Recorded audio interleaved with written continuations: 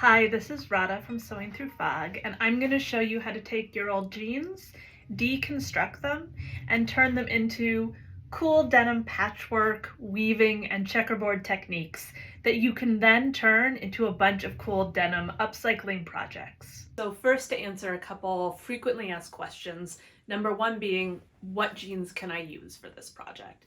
The good news is you can basically use any.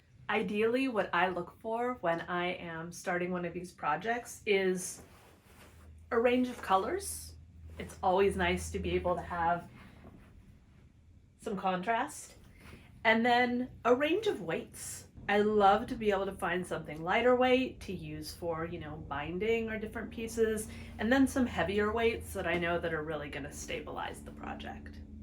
Now, yes, it would be great if we all had 100% cotton jeans to use for this, but as you've probably noticed, the majority of jeans these days have some type of elastic in them. Usually on the care tag, it's gonna be called elastane. These skinny jeans, okay, this is a little bit of a crazy number, but these have 11% of elastane. Now, something to know though, the percent of elastane doesn't actually equal how stretchy something is. There's a totally other term in the industry for that, which is stretchability. I know, no, I didn't make that up. That's a true term.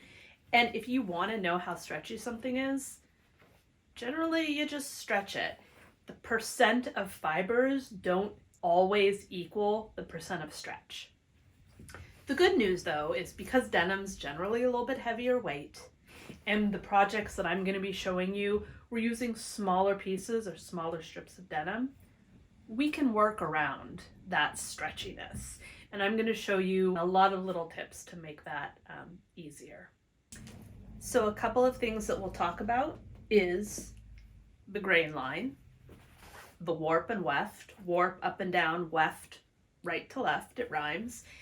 And that is going to be especially important when the jeans have stretch, because usually the stretch is going to be right and left, the weft. So if we're doing long strips, we'll really want to use the strength of the warp, the up and down.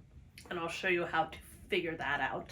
And why is denim like the most awesome fabric? It's because it gets better with age. One pair of jeans can give you, 3 to 4 different colors, values. So take these that have been worn for a while, for example. You're gonna have the color at the bottom of the leg. You're gonna have the parts that have the wear pattern. This is called hand sand, that are lighter.